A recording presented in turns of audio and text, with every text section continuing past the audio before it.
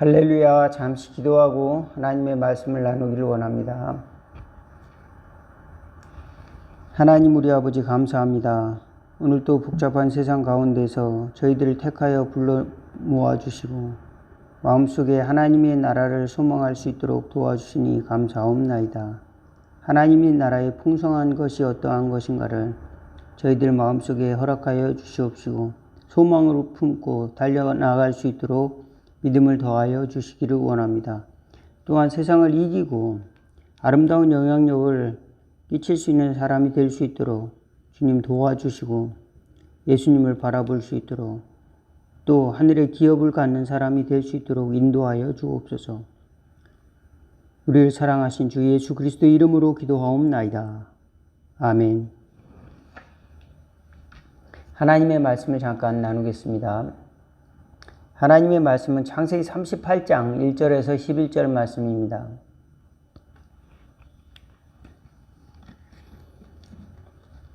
그 후에 유다가 자기 형제들로부터 떠나 내려가서 아둘람 사람 히라와 가까이 하니라.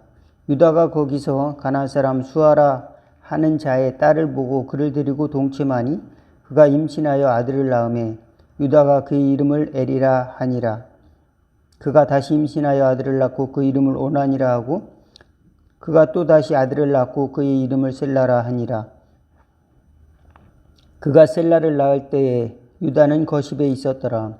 유다가 장자 엘을 위하여 아내를 데려오니 그의 이름은 다말이더라. 유다의 장자 엘이 여호와가 보시기에 악함으로 여호와께서 그를 죽이신지라. 유다가 오난에게 이르되 내 형수에게로 들어가서 남편의 아우된 본분을 행하여 내 형을 위하여 씨가 있게 하라. 오난이 그 씨가 자기의 것이 되지 않을 줄 알므로 형수에게 들어갔을 때 그의 형에게 씨를 주지 아니하려고 땅에 설정하매 그 일이 여호와가 보시기에 악함으로 여호와께서 그도 죽이시니 유다가 그의 며느리 다말에게 이르되 수절하고 내 아버지의 집에 있어 내 아들 셀라가 장성하기를 기다리라 하니 셀라도 그 형들같이 죽을까 염려함이라. 다말이 가서 그의 아버지 집에 있으니라. 아멘. 예. 형제 요셉을 팔아버리고 한 20년쯤 지난 후에 유다의 삶도 굉장히 어려운 역정을 지나고 있습니다. 유다는 세 아들을 두었는데 엘과 오난과 셀라 세 아들을 두었습니다. 그런데 장자 엘을 위하여 다말이라고 하는 여자를 들여왔습니다. 그런데 장자도 여호와 보시기에 악함으로 죽이시고 둘째 아들도 여호와 보시기에 악함으로 데려가셨습니다. 셋째는 아직 어리기 때문에 셋째가 그 과부된 며느리 다말을 책임져야 하는 것이 바로 그 시대의 풍습, 계대 결혼이라고 하는 것입니다. 처음에는 이 계대 결혼이 잘 이해가 안 갔는데 나중에 생각해 보니까 과부된 자가 다시 시집 간다는 것이 쉬운 일이 아니고 그 가족 중에서 그를 책임지도록 하는 그런 법을 그들이 만들었구나 하는 것을 생각해 보았습니다. 그런데 유다의 말은 수절하고 내 막내가 성인이 되기까지 친정집에 가 있으라 이렇게 말은 했지만 유다의 마음속에는 셋째 아들 막내도 죽을까 함이더라 그랬습니다. 이걸 다시 제 생각대로 추측하여서 보면은 며느리가 잘못 들어왔으니 이 두 아들이 죽었다. 이 두 아들을 죽게 만든 이 며느리가 셋째 아들도 죽일 수 있겠구나 이렇게 생각하고 친정에 보내버린 것입니다.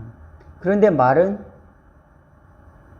이제 합법적인 말을 한 것이죠. 셋째 아들이 장성하기까지 친정 수절하고 친정에 가 있으라.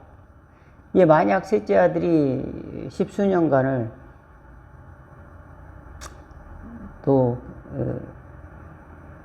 또는 20여 년 이상을 또 기다린다면은 어떻게 했습니까? 그는 이미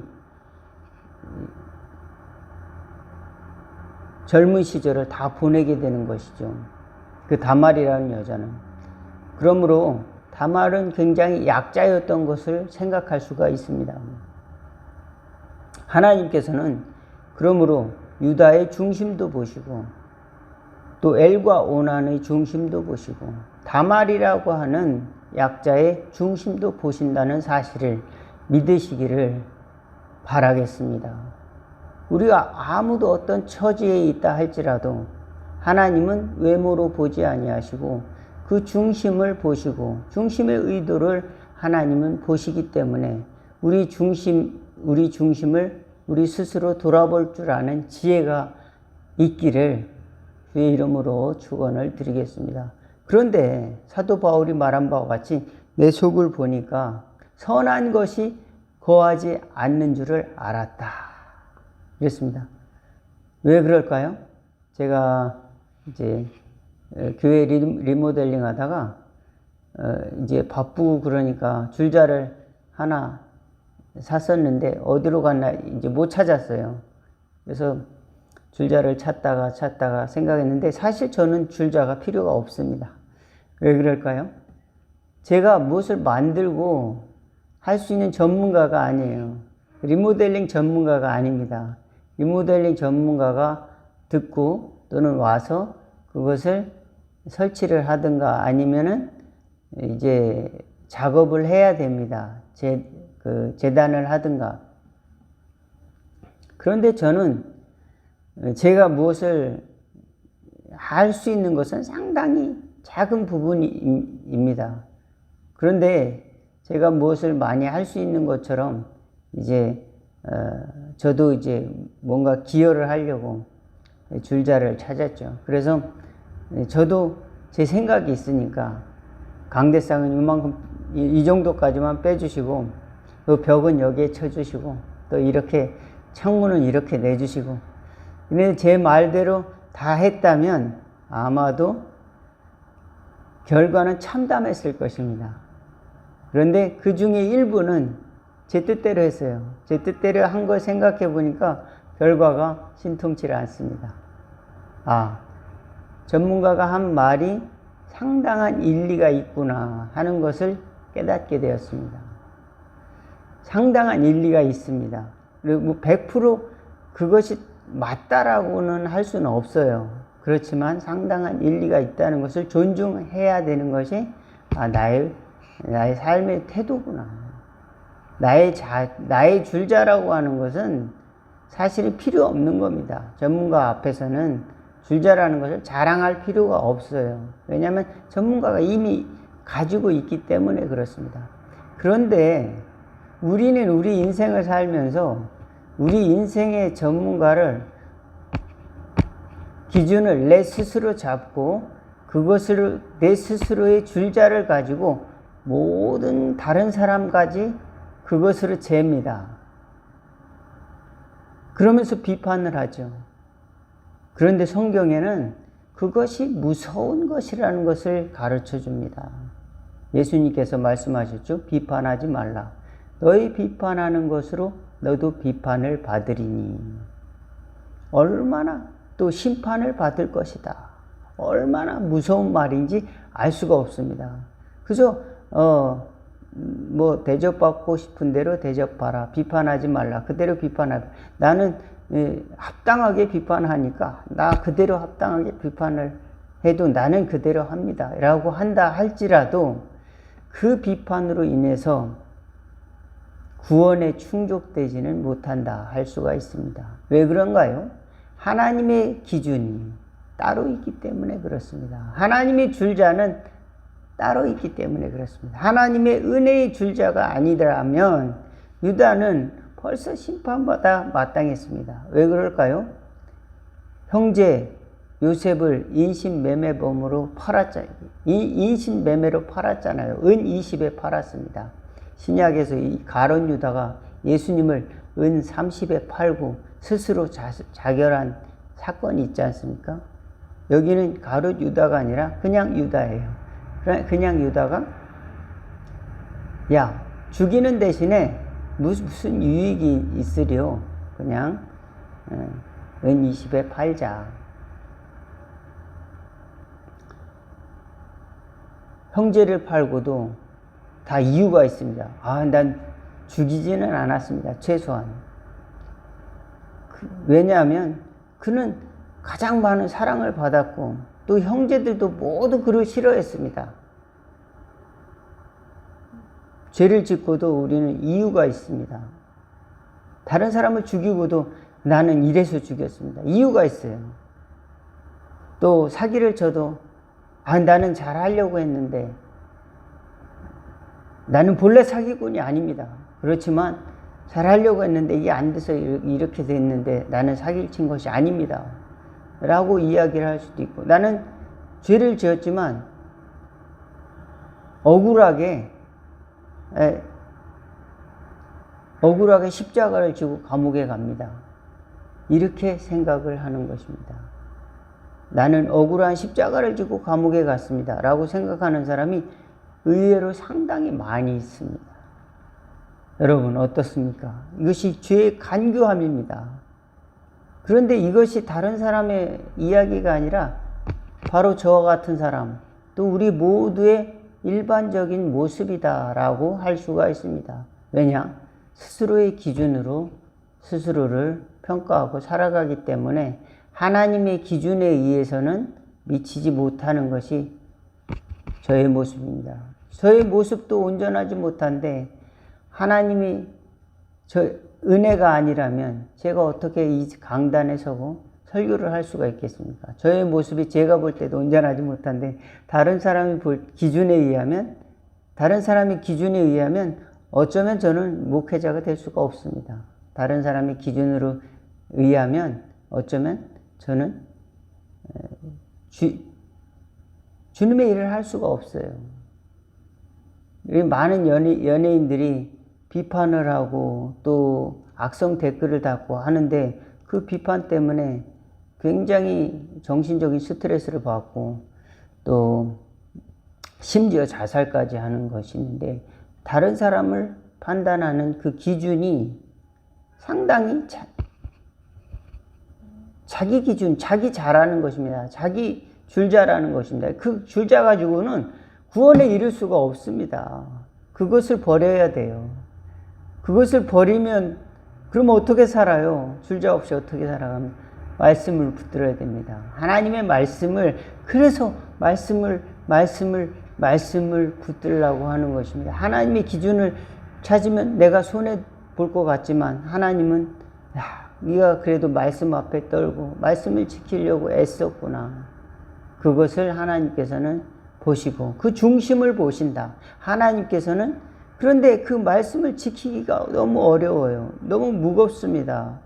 율법을 행해야 되는 것 같고 너무 어려운 것 같아요. 순종하기가 너무 어려운 것 같아요. 다 내려놓아야 될 것 같습니다. 모든 것을 포기해야 될 것 같습니다. 심지어 생명을 포기해야 될 것 같습니다. 그런데 하나님은 그렇게 하시는 분이 아니십니다. 예. 야, 하나만 해. 10개 중에 한 가지만 해봐. 그렇게 우리를 인도하시는 분이십니다. 여기 하나님께서 유다에게 은혜를 베푸시지 않았다면 유다는 벌써 감옥에 갔어야 되겠죠. 인신매매범으로. 그렇죠?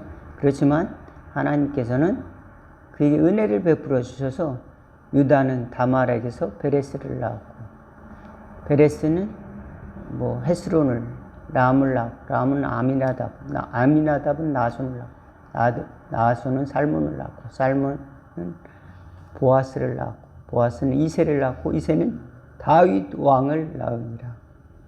다윗의 후손으로 예수 그리스도가 오셨습니다. 하나님의 은혜의 계보에 들어가게 된 것이 어쩌면 우리 죄인을 불러서 구원하시는 하나님의 섭니다라고 하는 것을 성경은 역설하고 있는 것입니다. 저와 여러분이 부족하고 또 연약하다 할지라도 하나님께서는 은혜의 기준으로 우리를 이끌어 주시고, 또 하나님의 심판의 기준은 그렇다고 약하여졌느냐? 그렇지 않습니다.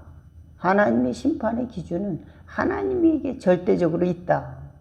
하나님에게 절대적으로 있다. 그렇지만 그렇다고 해서 하나님의 은혜를 멸시해서는 안 된다. 하나님의 은혜를 멸시하고 하나님 심판하지 않으니 나는 하나님 은혜로우시니 내 마음대로 해야 되지 않는가? 내 기준이 옳지 않는가? 그렇지 않습니다. 내 기준을 버려야 하는 것이 우리의 신앙생활에 굉장히 중요한 요소가 된다. 교회 나오면 나올수록 율법적이 되고 다른 사람을 비판하고, 그럼 자기 기준을 자꾸 자기 의의를 쌓아가는 것이 된다면 그것은 신앙생활 하면 할수록 그 은혜가 떨어지는 겁니다. 왜 그럴까요? 자기 기준만 많아지는 거예요. 야, 저 사람은 새벽 기도도 안 나오네. 나는 새벽 기도 나오는데. 하나님은 중심을 보신다. 중심을 보신다. 사실을 믿으시기를 바라겠습니다. 우리가 하나님의 음성을 들으려면 우리 중심에 세상을 향한 욕심과 또 죄와 또 불신앙이 있는지, 또 누구를 원망하거나 미워하거나 또 불평하거나 이런 것들이 있는지 돌아봐야 됩니다. 내 중심 속에 남을 원망하거나 또 불평하거나 또는 비난하거나 비판하거나 그런 것들이 가득 있다면 그것을 멈춰야 됩니다. 주여 은혜를 주셔서 그것들이 사라지게 도와주시옵소서. 그러려면 우리는 내 비판하는 비판이 잘못일 수가 있구나. 다른 관점으로 바라봐야 됩니다. 그러려면 말씀으로 돌아가야 될 줄로 믿습니다. 그래서 우리가 다시 말씀을 듣는 지혜를 가지고 기도해야 되는 겁니다. 말씀을 갖고 기도할 수 있기를 바라겠습니다. 그래서 성경 말씀을 가지고 회개도 하고 기도하고 또 그 말씀 앞에서 다시 설 수 있도록 우리가 다시 돌아보면 그제서야 비로소 하나님은 성경에서 말씀하셨구나. 성경에서 또 말씀하시고 계시고 이 말씀은 빛이로구나. 이 말씀은 죽은 것이 아니라 문자 속에 갇혀 있는 것이 아니라 살아있는 말씀이구나 라고 하는 것을 경험적으로 저와 여러분이 체험하는 은혜가 있기를, 그래서 하나님께서는 우리 중심을 붙들고 계시는 것임을, 은혜로 붙들고 계시는 것임을 꼭 믿으시기를, 그래서 중심을 보시고 하나님께서는 또한 축복하시는 것임을 믿으시기를 주의 이름으로 축원을 드리겠습니다. 기도하겠습니다. 하나님 우리 아버지, 유다는 다말에게서 베레스를 낳았습니다. 죄 많은 인생을 찾아오셔서 또 약한 자를 찾아오셔서 하나님의 나라를 소망하게 하여 주시고, 우리 중심이 죄의 죄악과 세상을 향해 나아갈 때 하나님께서는 은혜를 주셔서 생명을 이어가게 하여 주시고 예수 그리스도를 보내주셨다는 것을 깨닫게 하여 주옵소서. 예수님의 마음을 품고 우리도 예수님이라면 어떻게 하실까 생각할 수 있는 지혜를 갖게 하시고, 하나님의 기준은 무엇일까, 우리 마음의 중심에 그것을 받아들일 수 있는 그릇이 될 수 있도록 인도하여 주옵소서. 내 기준으로 가득 차서 자랑하다가 오히려 그것이 걸림돌이 돼서 넘어지는 수많은 사람들이 많이 있습니다. 우리는 그들을 조롱할 것이 아니라 주님의 마음으로 그들을 품을 수 있는 또 지혜도 갖게 하여 주시고, 그들에게도 예수님이 필요함을 깨닫게 하여 주옵소서. 예수 그리스도의 이름으로 기도하옵나이다. 아멘. 하늘에 계신 우리 아버지여, 이름이 거룩히 여김을 받으시오며 나라가 임하옵시며 뜻이 하늘에서 이룬 것 같이 땅에서도 이루어지리다. 오늘날 우리에게 일용할 양식을 주옵시고, 우리가 우리에게 죄 지은 자를 사하여 준 것 같이 우리의 죄를 사하여 주옵시고, 우리를 시험에 들게 하지 마옵시고 다만 악에서 구하옵소서. 대개 나라와 권세와 영광이 아버지께 영원히 있사옵나이다. 아멘. 오늘 말씀 여기서 마치겠습니다. 감사합니다.